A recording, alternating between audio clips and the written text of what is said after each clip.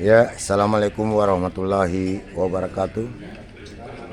Jumpa lagi dengan channel Abah Warkop.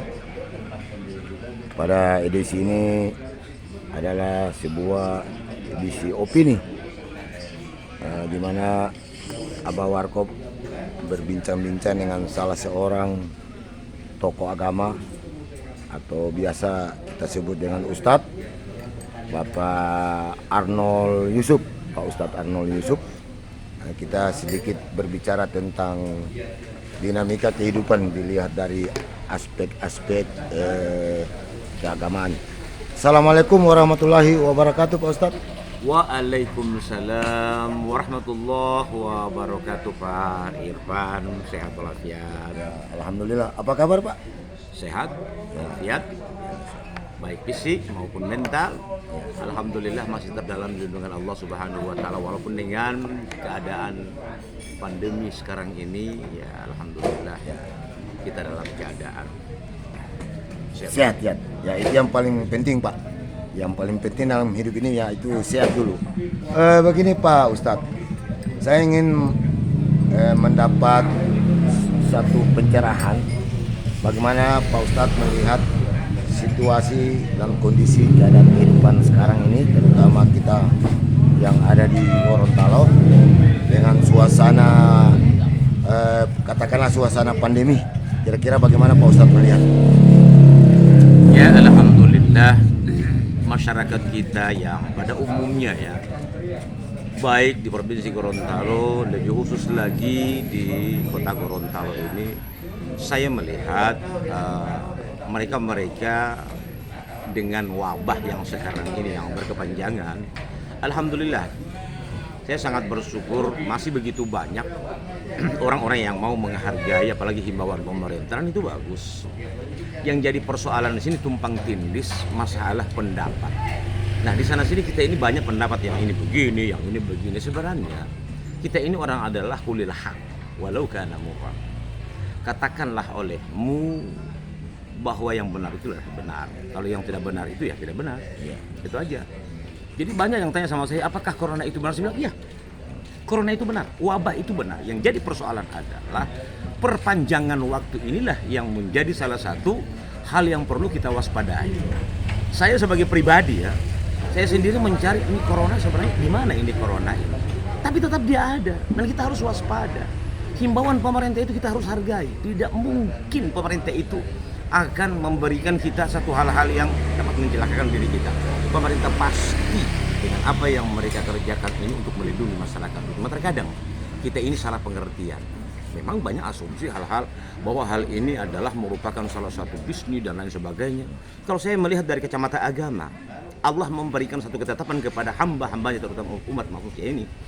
Allah hanya berkata, ya ayyuhalladzina amanu sta'inu bis-sabri was-salah. Jadikanlah salat dan sabar menjadi penolongmu. Dan Allah akan memberikan salah satu ganjaran yang luar biasa sebagai sandaran vertikal kepada Allah. Innallaha masabirin. Bahwa orang yang sabar itu dengan Allah Subhanahu wa taala. Sabarlah dengan apa yang kita alami sekarang. Titik, tidak ada urusan. Ya, kalau saya coba men-stressing apa yang Bapak katakan tadi, ya, bahwa sandaran utama kita sebagai umat, terutama umat Islam adalah sholat. Nah, bagaimana Bapak melihat sebenarnya kalau Abah Warkop mengamati nih Pak, perkembangan umat yang ada itu, Ya. semangat beribadah kita itu makin hari makin tinggi. Nah, dengan Bapak mencontohkan sebuah, ya, itu firman Allah, Al-Baqarah ayat 153 ya. Al-Baqarah Ayat 153. 153. Sabarlah dan jadikanlah sholat itu ada penolong. Bagaimana Bapak melihat konteks yang ada di Gorontalo ini Pak, khususnya yang ada di kota Gorontalo? Baik. Pertama begini, dengan adanya penjagaan pemerintah kepada masyarakat harus untuk yang namanya divaksin. Ini vaksin itu sebenarnya dari dulu, sejak dari 300 tahun yang lalu sebenarnya. Saya teringat mulai dari keluarga berencana, agar kita sebagai umat Islam ini tidak terlalu repot dengan banyaknya anak. Saya pikir logika juga, oke, silakan Bang. Tapi kalau saya bawa ke agama, bahwa semua yang lahir itu sesuai dengan rezekinya. Sesuai dengan rezekinya, alhamdulillah. semua masyarakat rakyat Indonesia itu mengikuti anjuran pemerintah. Masuk lagi yang namanya cacar. Nah, cacar ini juga adalah merupakan salah satu perlindungan diri manusia. Sampai ke hal-hal yang namanya imunisasi dan lain sebagainya. Sampailah kepada COVID sekarang ini. Kita harus divaksin. Dan vaksin itu untuk apa? Saya sendiri buta dalam hal ini ya. Tapi kalau pemerintah yang mengerjakan ini, tidak mungkin pemerintah itu akan membunuh rakyat, itu tidak akan mungkin. Tidak mungkin itu. Saya yakin.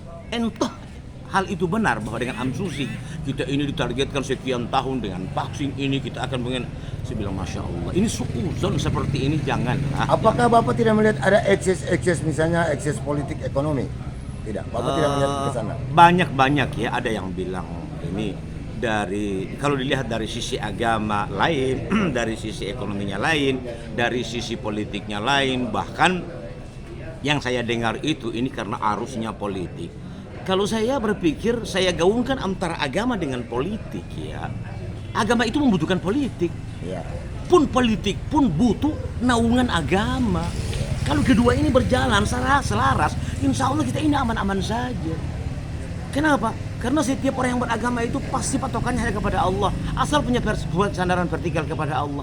Di sini kita ini, marilah kita pintar-pintar menjaga, dan marilah kita menghargai siapapun dia. Kalau kita menghargai sebagaimana kata Allah dalam hadis qudsi, barang siapa yang menghargai pendapat seseorang, bahkan tidak benar pun pendapat itu, coba Anda hargai, insya Allah akan mendapat pertolongan dari Allah Subhanahu wa taala. Jadi landasannya harus iman ini Pak ya. Iman. Menghadapi situasi Ya, seperti ini. sebagaimana kata orang, NKRI itu harga mati. Ya memang kita ini kan di Indonesia.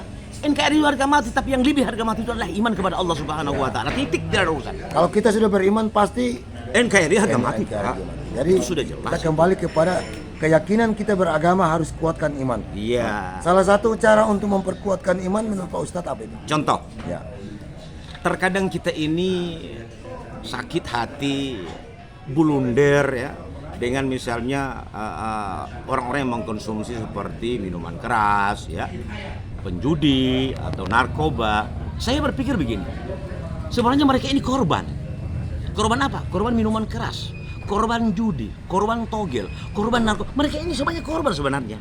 Kita sebagai umat Islam yang luar biasa, karena kita ini adalah diciptakan satu makhluk yang saling berkasih sayang. Mereka yang sudah terlanjur dalam hal-hal yang seperti itu, yang dilarang oleh agama, mari kita ayomi mereka, kita sadarkan mereka, bukan kita jadikan musuh. Sama dengan yang korupsi sekarang ini, mereka itu hanya korban, cuma mereka disadarkan. Kalau mereka disadarkan, insya Allah, siapa sih yang tidak pernah salah di dunia ini? Semua orang pernah salah, tidak ada yang tidak pernah salah. Rasul pun pernah salah, tapi Rasul menyampaikan makhluk biasa, manusia biasa, bukan manusia yang tidak pernah salah. Semua manusia ini pernah salah.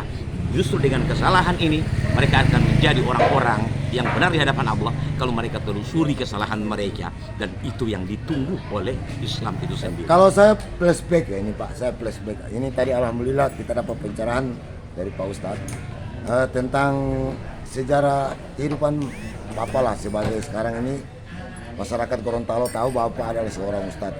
Artinya begini Pak, kita kembali flashback dalam sejarah kehidupan Bapak. Bagaimana lika-likunya menjadi, ya katakan, orang yang ditokohkan, yang dalam bahasa saya dipanggil Ustadz. Ya. Alhamdulillah, yang pertama saya belajar dari keluarga kecil. Ya. Bagaimana saya bisa hidup, saya bisa mandiri, saya tidak pernah ganggu orang lain, dan saya tidak pernah hal ini saya keluhkan kepada siapa-siapa. Cukup saya keluhkan kepada Allah Subhanahu wa taala, dan saya berusaha. Saya mencari sesuatu nasi sesuai dengan kemampuan saya. Saya hanya mohon keridhoannya. Untuk banyaknya rezeki ini itu Allah yang tahu. Allah yang akan memberikan. Tapi bagaimana saya itu bisa mencari rezeki yang halal? Ya. Memang nampak Pak, dalam saya banyak mengamati isi ceramah Bapak, lebih banyak memberikan motivasi kehidupan terhadap jamaah, terhadap umat, terutama bagaimana dari sisi imannya. Saya kembali ke masalah keimanan Pak, karena ini fundament kita dalam berhidup, di dalam kehidupan.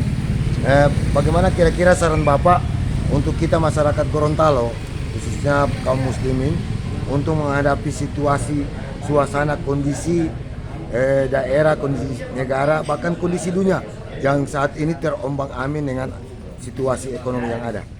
Kita kembali kepada jati diri kita, kembali kepada sunnah Rasul. Apa yang disampaikan oleh baginda Rasulullah Sallallahu Alaihi Wasallam. Allahumma shalli alaihi. Ketika ada pertikaian di antara kalian, ketika ada hal-hal yang membuat kalian bahwa ini adalah merupakan salah satu hal yang luar biasa, baik dia menuju kepada ekonomi, dia menuju kepada pendidikan dan lain sebagainya, kita kembali saja kepada apa yang disampaikan Rasul. Kembalilah kepada yang dua, yaitu sunnahku dan firman Allah. Kalau kita kembali ke situ, insya Allah kita ini tidak punya musuh, tapi juga kita tidak punya lawan dan lain sebagainya. Karena bagi orang yang beriman, terutama di Islam ini ya, tawakal kita itu hanya kepada Allah Subhanahu wa Ta'ala. Selain daripada itu tidak. Kalau Allah menjadi sandaran vertikal, insya Allah kita aman dalam kehidupan ini. Dan jangan pernah menyalahkan orang lain. Kalau kita menyalahkan orang lain, ambil saja diri kita sendiri. Setiap kita ini punya kesalahan, belajarlah dari kesalahan kita. Kalau kita merasa bersalah di hadapan Allah, datang sujud saja. Salah di hadapan manusia, minta maaf lah. Kalau kita tidak mampu, sekurang-kurangnya kita silaturahmi. Store kita punya wajah bahwa kita ini mau memaafkan orang dan mau minta maaf. Sudah selesai, simple aja hidup ini.